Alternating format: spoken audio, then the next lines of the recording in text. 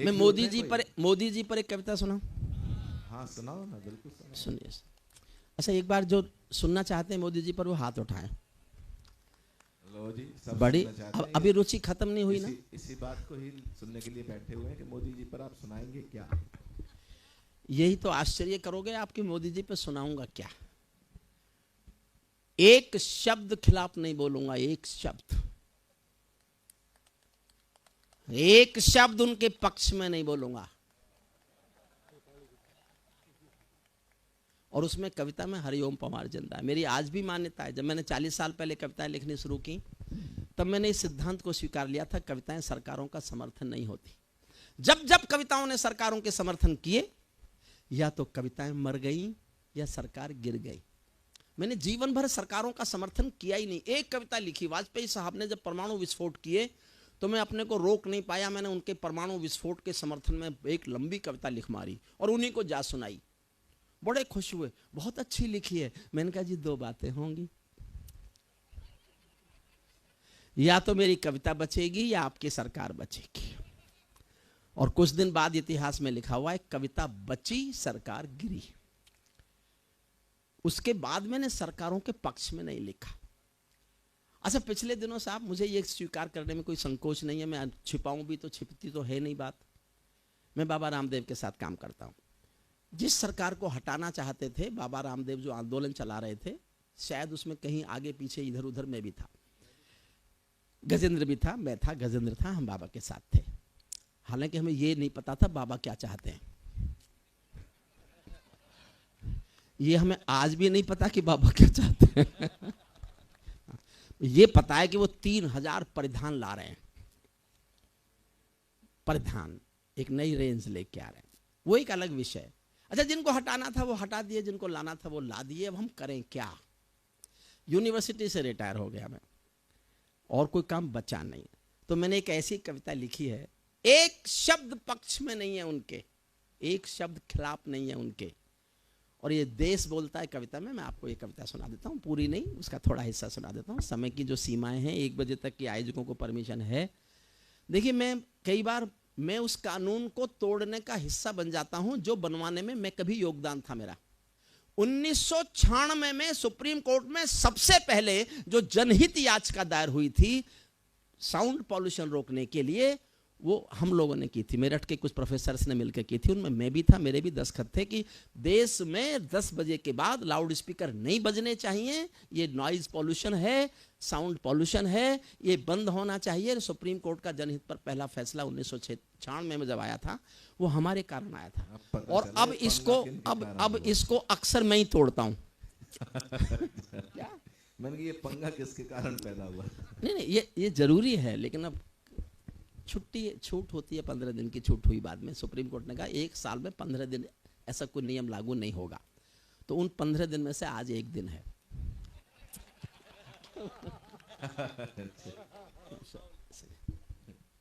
मैं सुनिए, मन से सुनिए। क्यों साहब, ठीक है ना? ये पीछे बैठे सारे हमारे आदरणीय आयोजक लोग सोच रहे हैं फंस गए, काहे को हाथ गजेंद्र से कहा होगा कि इसे बुलाओ। देखिए, मेरा गड़बड़ ये क्या साहब, जब तक मैं 4 कविताएं नहीं सुना लेता मेरा गला खुलता ही नहीं है। मैं 4-5 साल बाद आया हूं और कई संस्थाओं को मिलके, ये कई संस्थाओं का मिला जुला कार्यक्रम है ना, एक का ही है, अग्रवाल एक ही संस्था है। तो पिछले 4-5 साल से आर्थिक तंगी में थी क्या? शंकर चौक पे कविताएं सुनाते थे। 1 साल पहले आया था। अच्छा, पिछले साल नोटबंदी के कारण रहा होगा। तो फिर तो आपने मोदी सुन ली होगी, फिर क्यों सुनना चाहते हो? हाँ, कोई बात नहीं, कौन सी याद रहती है।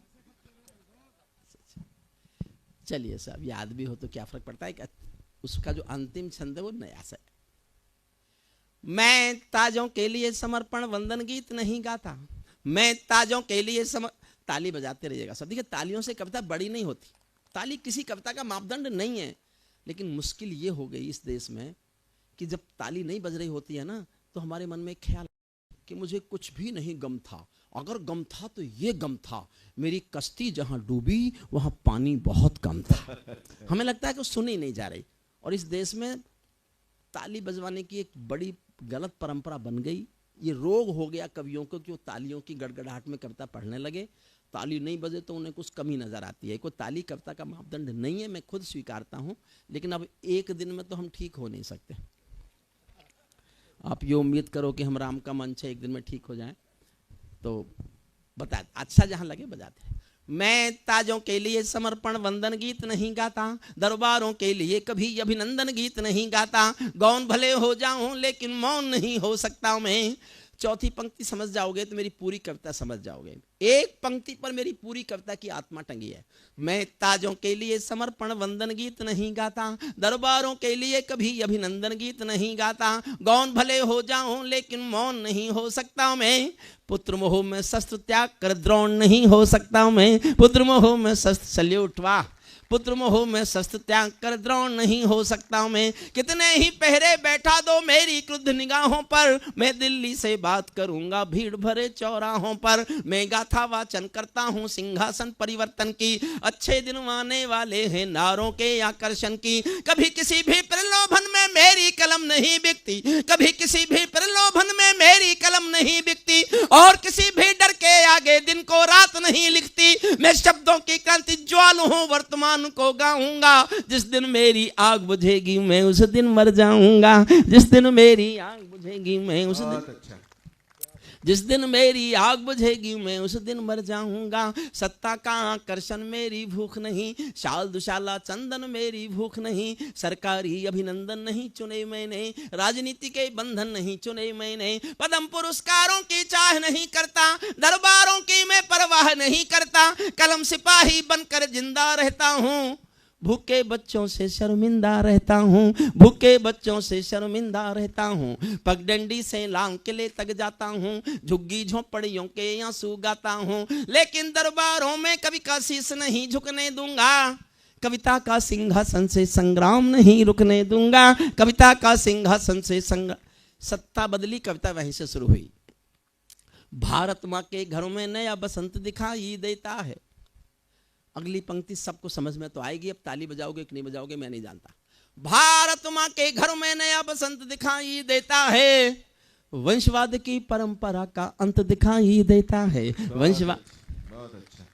ये जगबीर राठी के घर गया मैं, तो वहां एक चौधरी बैठे थे हरियाणा के। वो चौधरी बोले भाई इस बार मोदी नहीं आता। मैंने कहा जी अच्छा नहीं आता, कौन आएगा? बोले भाई दूसरा एक चौधरी और बैठा था। बोले भाई भी मायावती जी आ सकें, ममता जी आ सकें, अखिलेश जी आ सकें, राहुल जी आ सकें, शरद पवार आ सकें, सबके नाम लिए।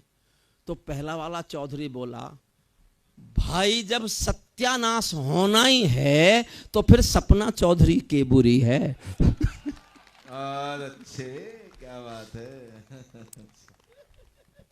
भारत माँ के घर में, अच्छा आप समझते हो गजेंद्र मैं हंसा नहीं सकता? नहीं, क्यों नहीं हंसा सकता? मैं इतना हंसा सकता हूँ कि हंसी वालों के पोस्टर भी उखाड़ देता हूँ कई बार, पर समय नहीं है आज। क्या ऐसा क्यों हो जाता है? आप तो कुछ नहीं कर रहे लेकिन हाँ, जी हाँ, कोई बात नहीं आता है। जी हाँ, आपके पास, मेरे पास नहीं। भारत माँ, तो इन्हों को रखो क्यों सुन रहे थे? देखो मैं जाट हूं, मूर्ख नहीं हूं। मैं जानता हूं देश की सर्वाधिक बौद्धिक कौम अग्रवाल समाज के बीच बैठा हुआ हूं। आपने संस्कार संस्कृति का पोषण किया है, रक्षा की है। जितना इस देश में अग्रसेन समाज ने और जैन समाज ने अपनी संस्कार संस्कृति मर्यादाओं का पालन पोषण किया है, अगर हर कौम ने कर लिया होता तो हिंदुस्तान में कोई भी सांस्कृतिक प्रदूषण हुआ ही नहीं होता, हुआ ही नहीं होता, हुआ ही नहीं होता। चलिए, भारत माँ के घरों में नया बसंत दिखाई देता है, वंशवाद की परंपरा का अंत दिखाई देता है। तुमने उस दिन परंपरा का सूरज को गाया था, तारीफ नहीं की, लेकिन कोई काम ऐसा कर दिया हो जो इतिहास में लिखा जाएगा, तो वो मैंने भी लिखा है। समर्थन चाहता हूं पूरे सदन का, आपको लगे कि इस काम की तारीफ तो होनी चाहिए थी। मोदी की तारीफ नहीं है, एक काम की तारीफ है। तुमने उस दिन परंपरा का सूरज को गाया था, जिस दिन तुमने संसद की चौखट पर शीश झुकाया था, जिस दिन तुमने संसद की चौखट पर शीश झुकाया था, बहुत बधाई देता हूं मैं परिवर्तन के नायक को। मैंने 20 साल कविताएं सुनाई हैं उनको, जब वो मुख्यमंत्री नहीं बने थे, उससे पहले से मेरे श्रोता हैं। लेकिन एक बात कह के जाता हूं, भगवान राम के मंच पर गजेंद्र सोलंकी आज की रात की सबसे ज्ञान की जो मेरे पास बात कहने की है, वो मैं कह के जा रहा हूं। आप जिसके साथ उठते बैठते हो और वो देखते ही देखते देश का सबसे बड़ा आदमी बन जाए, तो फिर उसके साथ आपका क्या रिश्ता है, ये तय करने का अधिकार उस पर मत छोड़ना। ये तुम तय करना कि तुम्हारा उससे क्या रिश्ता है।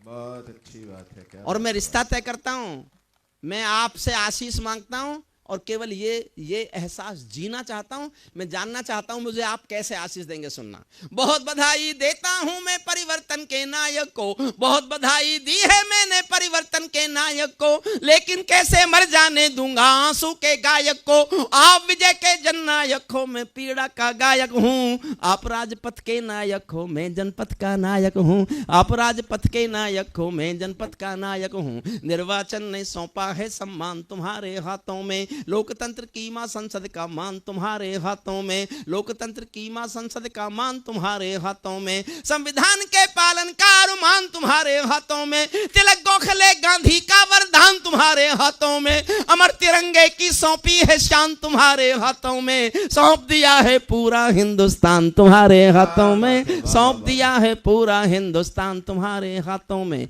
विजय किसी की नहीं, विजय ये परिवर्तन के यश की थी। देश एक चेंज चाहता था और देश का कुछ पता नहीं कब चाहने लगे।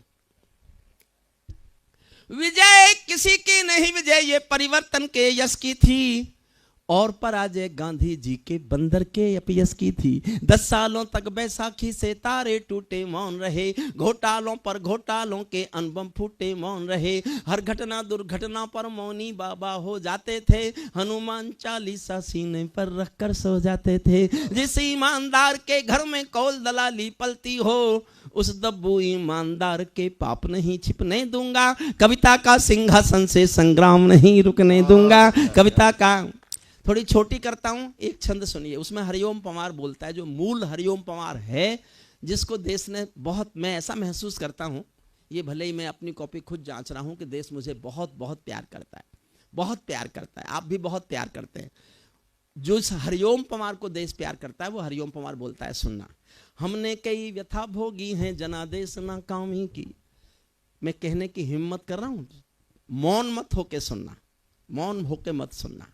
हमने कई व्यथा भोगी हैं जनादेश नाकामी की, ये परिवर्तन चढ़ ना जाए भेंट कहीं बदनामी की। जिंदा कौमें कभी झूठ की जय जयकार नहीं करती, जिंदा कौमें कभी झूठ की जय जयकार नहीं करती, भीगी पलकें सिंहासन वालों को प्यार नहीं करती, व्यापारी की पीड़ा को जो भी दरबार नहीं सुनता, उसका भाषण लाल किला भी बारंबार नहीं सुनता, उसका भाषण लाल किला भी बारंबार नहीं सुनता। इस सवाल का उत्तर क्या है, मैं किसको समझाऊं क्या, मेरी समझ नहीं आया तो जनता को बतलाऊं क्या, सत्ताधीशों के अधरों पर पहरा क्यों हो जाता है, कभी कभी सिंहासन गूंगा बहरा क्यों हो जाता है, कभी कभी सिंहासन। और मैं कहां तक जा सकता हूं कविता में, यहां तक शायद मैं ही जा सकता हूं, बस सुनना। कभी कभी सिंहासन गूंगा बहरा क्यों हो जाता है, सत्ताधीशों के अधरों पर पहरा क्यों हो जाता है।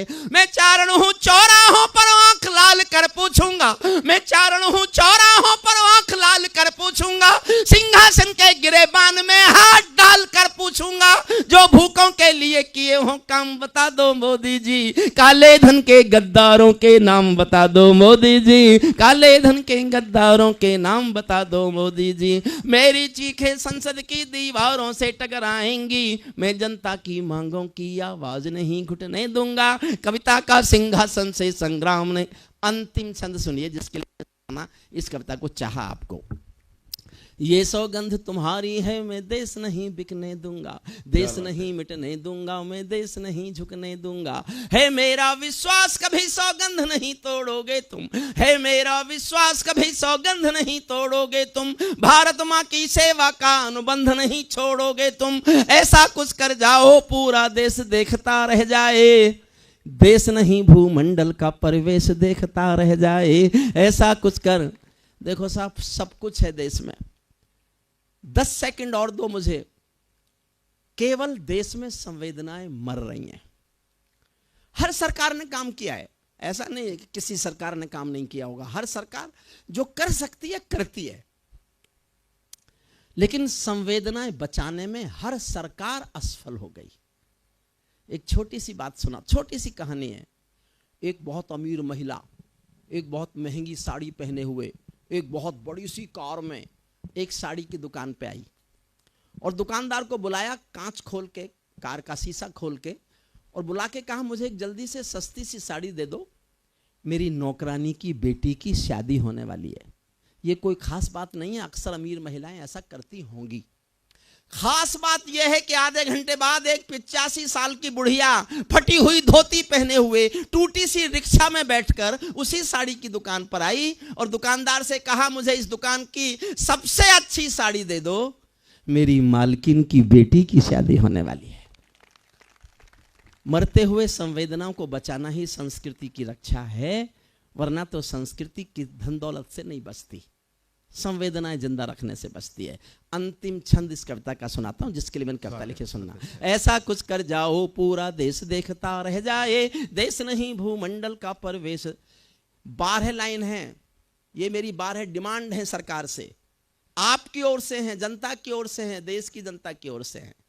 ये 12 मांग कोई पूरी कर दे, कांग्रेस कर दे, भाजपा कर दे, सपा कर दे, बसपा कर दे, मैं हिमालय चला जाऊं, कविता लिखना छोड़ दूंगा। लेकिन जब तक ये 12 मांग पूरी नहीं होती, मैं चिल्लाता रहूंगा, चीखता रहूंगा। एक एक लाइन में एक एक डिमांड है। मैं जानना चाहूंगा कि आप कितना चाहते हैं कि ये मांग हमारी पूरी हो जाए। पहली मांग पढ़ता हूं। ऐसा कुछ कर जाओ पूरा देश देखता रह जाए, देश नहीं भूमंडल का परिवेश देखता रह जाए। संसद को गुंडों से दागी चेहरों से खाली कर दो, पहली मांग है। इतनी तालियों से नहीं होगी, थोड़ा और उठाओ, तालियां तो होगी। एक एक लाइन में एक एक मांग सुनाना चाहता हूं। संसद को गुंडों से दागी चेहरों से खाली कर दो, भूखे मरते हुए किसानों के घर खुशहाली भर दो। भूखे मरते हुए, सल्यूट, आपने मेरी बात को पकड़ लिया। भूखे मरते हुए किसानों के घर खुशहाली भर दो। युवा खून बेरोजगार है, ये अफसोस खत्म कर दो। भ्रष्ट व्यवस्था से उपजा है जो आक्रोश खत्म कर दो। कश्मीर में भारत मां की जयकारों के स्वर दे दो। बहुत अच्छा है, क्या बात है, वाह वाह। आदरणीय मोदी जी लाए जापान का प्रधानमंत्री, चीन का राष्ट्रपति, इजराइल का प्रधानमंत्री, और तीनों को अहमदाबाद ले गए। अहमदाबाद में रोड शो अपने घर में। मैं इस दिल्ली में खड़ा होकर बोल के जाता हूं अग्रसेन समाज के अग्रसेन जयंती के इस मंच पर कि आदरणीय मोदी जी, ये देश आपको जम्मू कश्मीर के श्रीनगर के लाल चौक पर रोड शो करते हुए देखना चाहता है। रोड शो करते हुए देखना चाहता है। और आप दिल्ली के लोग हैं, इस दर्द को जानते होंगे। ये दर्द आपने सहा हो। मैं 28 साल से इस आंसू को पी रहा हूं, 28 साल से दर्द चीख रहा हूं। आपको बात पहुंच जाए मैं कहां बोल रहा हूं, तो मुझे एक बार अब तक की सबसे अधिक ताली बजाकर बताना कि आप इस दर्द के, इस आंसू के, इस चीख के, इस चित्कार के दर्द से कहीं ना कहीं कुछ भी नहीं कर सकते। आप कम से कम परिचित तो हैं। अगर परिचित भर हैं तो मुझे तालियों से बताना कि आप जानते हैं। कश्मीर में भारत मां की जयकारों के स्वर दे दो। हर विस्थापित कश्मीरी पंडित को उसका घर दे दो। हर विस्थापित कश्मीरी पंडित को उसका घर दे दो। खेलों को नेताओं से, पूंजीपतियों से मुक्त करो। माँ बहनों बेटी का जीना स्वाभिमान से युक्त करो। झोपड़ियों को मत सिखलाओ तौर तरीका जीने का। उन्हें मैसर कर दो केवल अच्छा पानी पीने का। उन्हें मैसर कर दो केवल अच्छा पानी पीने का। नंगे बदन लिए फिरते हैं ख्वाहिश एक लंगोटी की। खाली पेट लिए बैठे हैं उम्मीदें 2 रोटी की। कहीं भूख से कोई बच्चा मर ना जाए, याद रहे 10 करोड़ भूखी पीढ़ी की याद तुम्हें फरियाद रहे। तुम चाहो तो भारत के घर घर को देवालय दे दो। तुम चाहो तो भारत के घर घर को देवालय दे दो। लेकिन सबसे पहले झोंपड़ियों को शौचालय दे दो। लेकिन सबसे पहले झोंपड़ियों को शौचालय दे दो। ऐसा कुछ कर जाओ पूरा देश देखता रह जाए, देश नहीं भूमंडल का परिवेश देख। अंतिम पंक्तियां सुन लीजिए और यहीं विदा करते हैं। गजेंद्र सोलंकी आएंगे, कोई आदरणीय आयोजक आएंगे, आपको भी धन्यवाद देंगे, कवियों को भी धन्यवाद देंगे। देखो साहब, भारत में पक्षपात खत्म हो जाए ये तो कभी हो नहीं सकता, भ्रष्टाचार खत्म हो जाए ये भी नहीं हो सकता। बड़ी मेहनत से पाला पोसा है हमने, तो एक लाइन का पक्षपात तो मेवे से भी हो गया है, आखिरी लाइन का, और आपकी तालियां उसको मंजूर करेंगी। मेरा विश्वास है कि उस पक्षपात को, अगर ये कामना हो किसी की, ऐसा कोई मिल जाए इस कामना में का लिखा जाए तो फिर कोई गुनाह नहीं है, उस पक्षपात को आप स्वीकार कर लेना। अंतिम पंक्तियां पढ़ता हूं गजेंद्र सोलंकी को, मेरा बहुत लाडला प्यारा छोटा भाई, जिसको मैं बहुत बहुत प्यार करता हूं। ओज का, सांस्कृतिक विरासत का ऐसा एक स्वर जो दुनिया में जहां हिंदी जानी जाती है वहां भारत की संस्कृति संस्कार का ध्वज लेकर वो कविता सुनाने जाता है। मैं इसलिए नहीं जाता कि मुझे हवाई जहाज से डर लगता है, यहां तक कार में आ जाऊं मैं तो बस श्रीनगर आता हूं और बस। ठीक है, ये हमारा छोटा भाई जगबीर राठी इस समय भी किसी को मैसेज कर रहा है, नहीं कर रहा तो इस मोबाइल को बंद करके ऊपर हाथ कर, मोबाइल हटा ले, क्योंकि ताली तुझे बजानी है। बढ़िया, हरियाणवी संस्कार संस्कृति का, लोकल डायलेक्ट का एक बहुत प्यारा सा मुस्कुराहट खिलखिलाहट का मसीहा है ये। हंसते हंसते गंभीर बात कहा जाता है। देखा नहीं आपने, हंसते हंसते भगत सिंह का चित्र आपके आंखों के आगे डाल के ऐसा कर दिया जैसे साक्षात भगत सिंह खड़ा हो।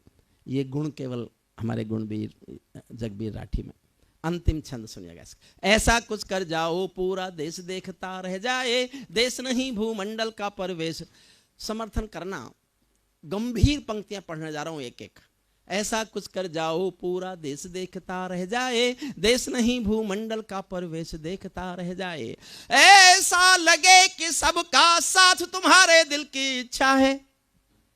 अगर तुम ये सिद्ध करना चाहते हो इस देश में कि सबका साथ सबका विकास ही तुम्हारे दिल में है, तो फिर इस देश में अलवर, दादरी और कासगंज नहीं होने चाहिए, नहीं होने चाहिए सर, नहीं होने चाहिए।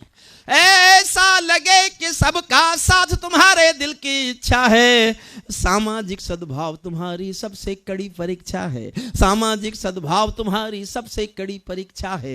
ऐसा लगे कि गुजराती बेटा गांधी का सपना है, ऐसा लगे कि गुजराती बेटा गांधी का सपना है। ऐसा लगे कि दिल्ली का सरपंच हमारा अपना है, ऐसा लगे कि 1.25 अरब की आबादी का दमखम हो, ऐसा लगे कि भारत की सब तहजीबों का संगम हो।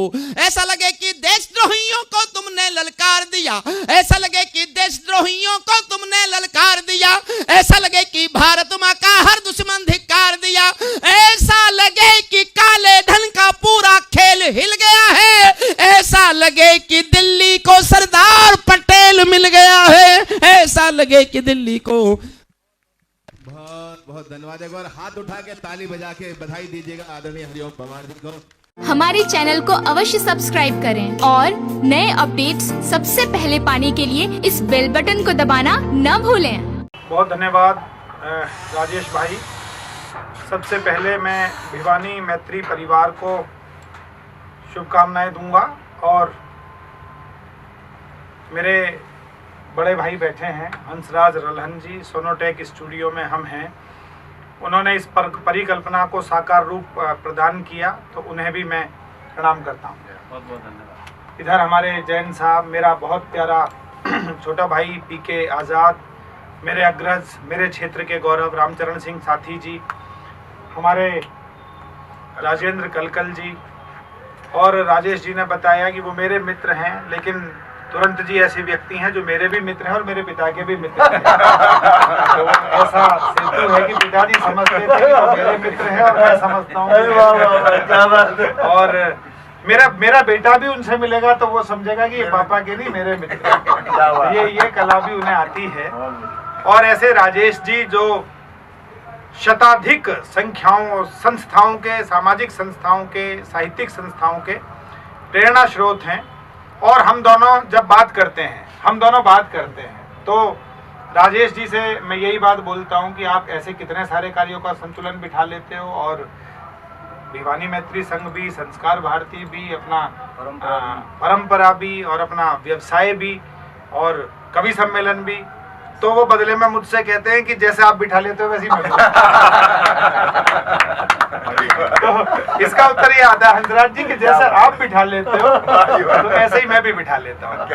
तो मैं आपको बताऊं, एक आनंद की बात बताऊं। यहाँ रात एक कार्यक्रम में मैं था, तो ये मैं सच बता रहा हूँ आपको, वो कार्यक्रम चल रहा था प्रेरणा दर्पण का। तो कुछ लोगों ने कहा कि मैं ये प्रवीण है तो ये गीत भी लिखते हैं, गजल भी लिखते हैं, छंद भी, हास्य भी, और अपना विद्यालय भी चला लेते हैं, कवि सम्मेलन भी करते हैं।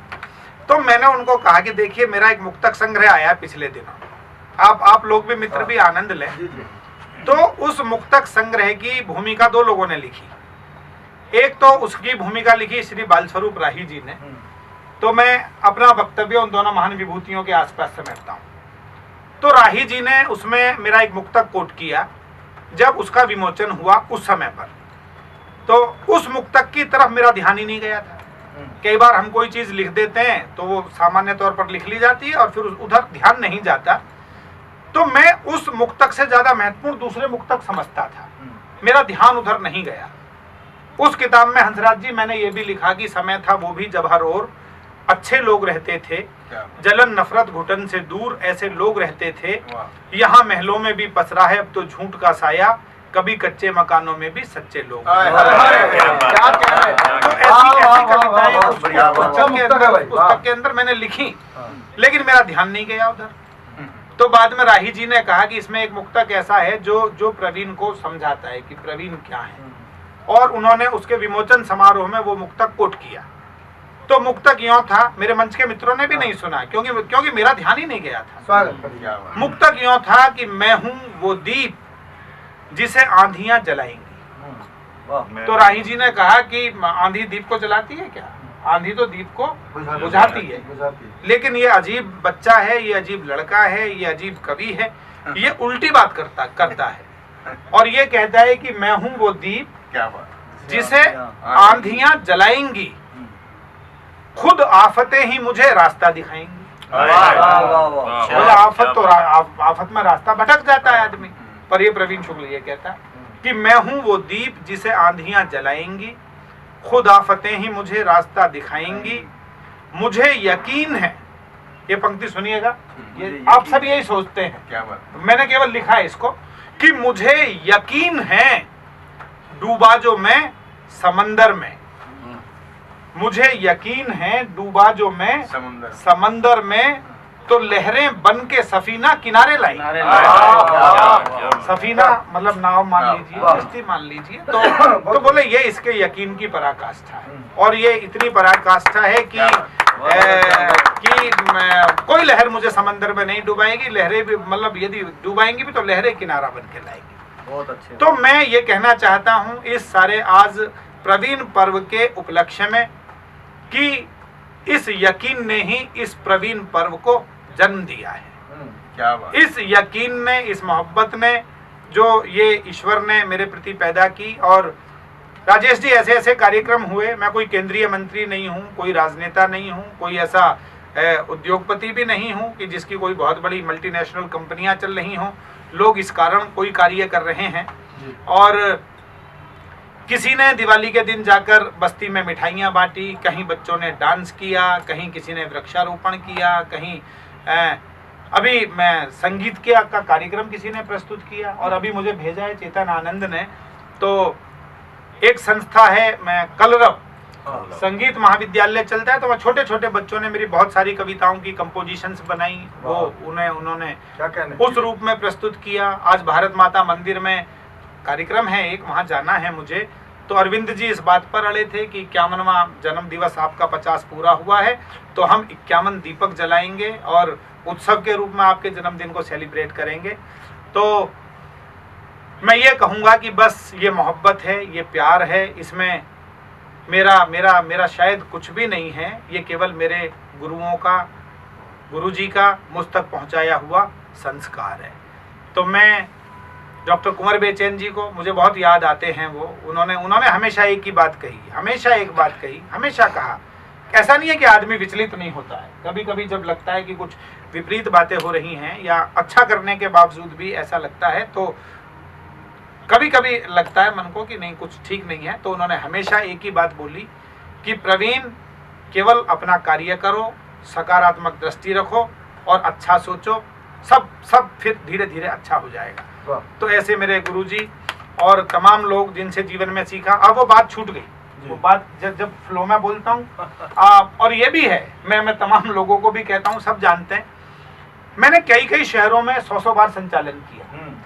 गाजियाबाद एक शहर है, वहां मैं पिछले 30 वर्ष में 150 कार्यक्रमों का संचालन लगभग कर चुका हूँ। एक कवि सम्मेलन होता है अट्टहास, 30 साल से तो उसी में जाता हूँ। लेकिन राजेश जी, आज तक वो आदमी नहीं मिला जो ये कहे कि आपके संचालन को सुनने के बाद, आपकी कविताएं सुनने के बाद हमें लग रहा है कि आप पुराना सुना रहे हो। मतलब आज तक वो आदमी नहीं मिला, और उसका कारण है कि मैं जब भी माइक पर गया, चाहे मैं संचालन करने के लिए गया या मैं कविता सुनाने गया, मैं एक कोरा कागज लेकर गया। क्या बात। मैंने कभी दिमाग में रखा ही नहीं कि मुझे क्या बोलना है, मैंने दिमाग में सोचा ही नहीं मुझे क्या सुनाना है। क्या बात। और अभी भी आपके बीच हूँ, तो मैं यहाँ बैठा था तो तब तक मुझे नहीं पता था मैं क्या बोलूंगा। वहां से यहाँ आने के बाद ये तय हुआ कि मैं क्या बोल रहा हूँ, मैं आगे क्या बोलने वाला हूँ, ये अब साथ साथ अब मतलब डिसाइड हो रहा है। तो मैंने कहा कि जब मुझे पता ही नहीं है मैं क्या बोलूंगा, तो हर बार संचालन में फिर वो जो आता दिमाग में वो बोलता रहता हूँ, जो मन करता है सुनाता रहता हूँ। तो आपकी ये प्यार, ये मोहब्बत, और फिर वो बुद्धिनाथ जी वाली बात रहेगी। तो बुद्धिनाथ जी ने ये कहा, ये हंसेंगे आप ये बात सुनकर, उस पुस्तक में अंकित है, उन्होंने पुस्तक की भूमिका में ये लिखा, पुस्तक का नाम है खिलौना टूट सकता है, कि यदि आज के युग में 10 भुजा धारिणी माँ दुर्गा का आपको कोई पुरुष अवतार देखना हो तो आप प्रवीण शुक्ल को देखना। बढ़िया बात है, वाह वाह। मैं बहुत देर हंसता रहा। मतलब शब्द थे कि यदि आपको आज के युग में 10 भुजा धारिणी माँ दुर्गा का कोई पुरुष अवतार देखना हो, तो ये सब ऐसा है कि सार तत्व ये है दोस्तों कि किसी काम को काम ना माने आप। जो लोग इस YouTube से सुन रहे हैं, मैं एक बात बोलता हूं अपने छात्रों को, आज सोनोटेक में पहली बार कह रहा हूं, पहली बार बोल रहा हूं, आज तक कहीं भी नहीं बोला, अचानक ही मेरे दिमाग में आया है।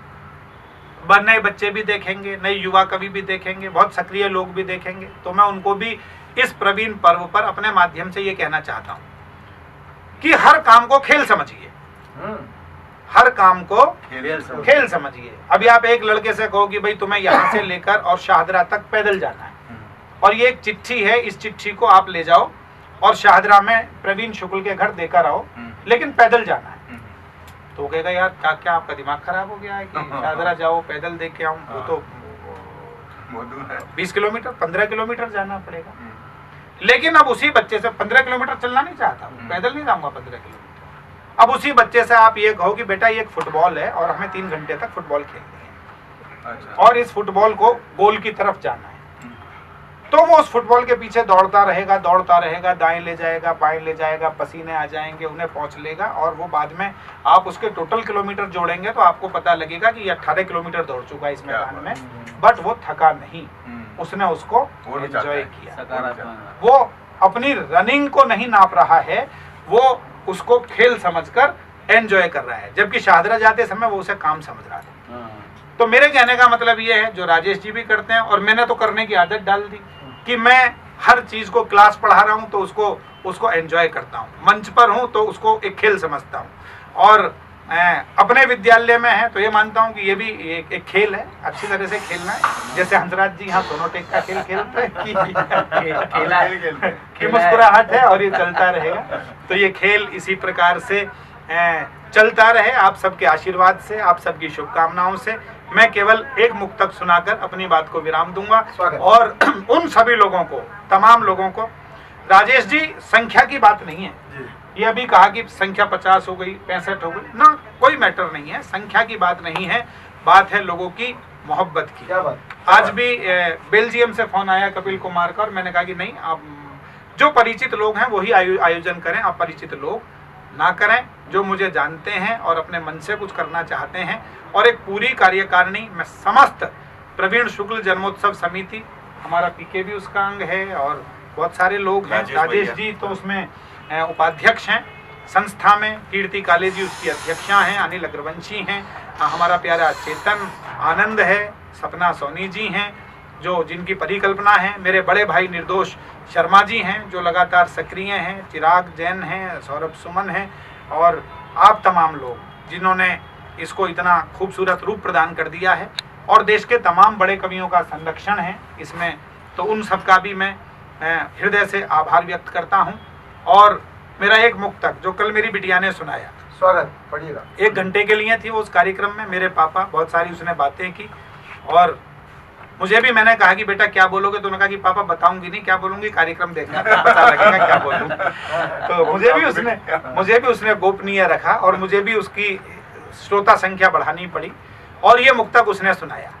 और राजेश जी ये कहकर सुनाया कि एक बार मेरे परीक्षा में कम नंबर आ रहे थे, मेरी पढ़ाई की तैयारी नहीं हो रही थी, तो डैडी ने मुझे 4 पंक्तियां लिख कर दी, और वो पंक्तियां डैडी ने लिखी तो मेरे लिए थी, पर पूरी दुनिया में लोकप्रिय हो गई। मेरी बिटिया ने कल ये बात वहां बताई, और मैंने कहा कि जाने कितने अनुभवों का है यही बस सार अंतिम। तमाम लोगों को जिन्होंने इस पर्व में शामिल होकर मुझे मोहब्बतें दी हैं, मैं हृदय की गहराइयों से उनका आभार व्यक्त करते हुए उन्हें प्रणाम करता हूं, और ईश्वर से यही कामना करता हूं कि ये मोहब्बत इसी प्रकार से बनी रहे। तो ये इस पर्व पर आपका मेरे प्रति सबसे बड़ा उपहार होगा। सुन लीजिए कि जाने कितने अनुभवों का है यही बस सार अंतिम, तोड़ नामत मन के रिश्तों का कभी भी तार अंतिम, जिंदगी की उलझनों से जूझ के जाना ये मैंने, ना कोई भी जीत अंतिम, ना कोई भी बहुत अच्छा, बहुत ही अच्छा।